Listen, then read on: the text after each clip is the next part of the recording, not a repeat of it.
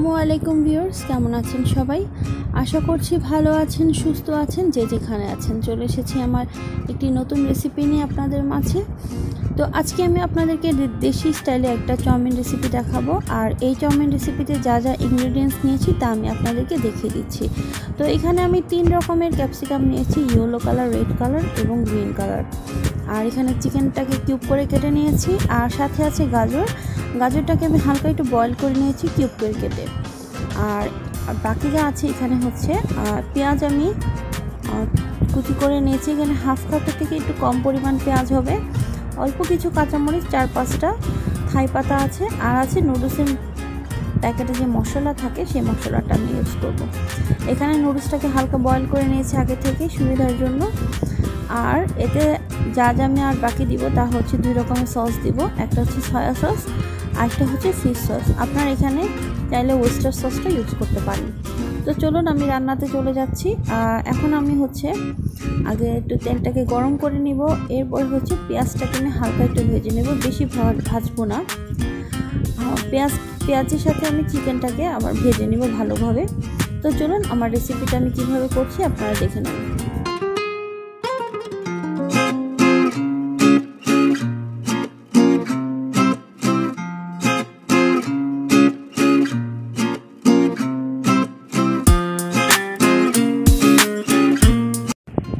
পেঁয়াজ হালকা ভাজা হয়ে গেছে। তো এখন হচ্ছে আমি চিকেন আর গাজর যে কিউব করে কেটে নিয়েছি এটা হচ্ছে পেঁয়াজের সাথে হালকা ভেজে নেব। আর এই চিকেন আর গাজরটাকে হালকা যখন আমি একটু ফ্রাই করে নেব, দেন হচ্ছে আমি ক্যাপসিকামগুলো দিয়ে দিব। তো দেখতে থাকুন আমার রেসিপিটি।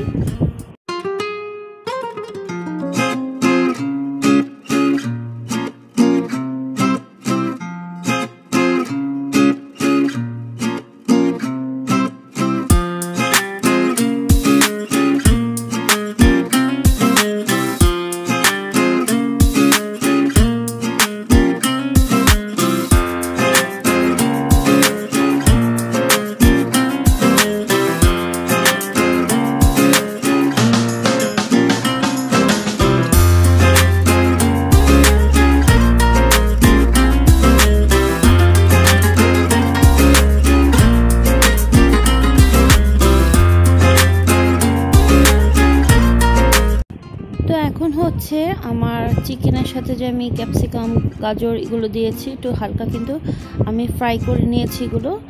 এখন হচ্ছে আমি যে 2 রকমের সস বলেছিলাম দিব, তো সেই সস আমি দিয়ে দিচ্ছি।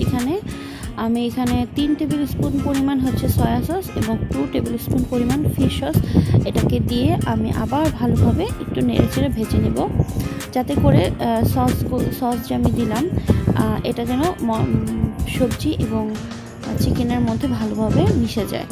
তো হালকা ভাজা হয়ে যাওয়ার পর এখন হচ্ছে আমি নুডলসের যে মশলাগুলো থাকে প্যাকেটের মধ্যে সেই মশলা 2টা আমি দিয়ে দিলাম।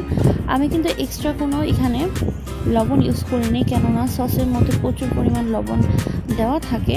আর নুডলসের যে মশলার যে ইনস্ট্যান্ট প্যাকেটের মশলাটা, এটাতেও কিন্তু এক্সট্রা লবণটা দেওয়া থাকে। তো এখন হচ্ছে যেটা করব আমি নুডলসগুলোকে দিয়ে দিব। আমার কিন্তু হালকা ভাজা হয়ে গেছে, আপনারা কালারটা দেখতে পাচ্ছেন, খুবই সুন্দর এসেছে ভাজার পর। আর আমি পরিমাণ মতো নুডলস দিয়ে দিচ্ছি। নুডলসটা দেওয়ার পর ভালোভাবে নেড়েচেড়ে আমাকে এখন মিক্সড করতে হবে। তো মিক্সড করার পর হচ্ছে কিছুক্ষণ ভেজে নেওয়ার পর আমার কিন্তু চাউমিনটা রেডি হয়ে যাবে। তো দেখতে থাকুন আমার রেসিপিটি।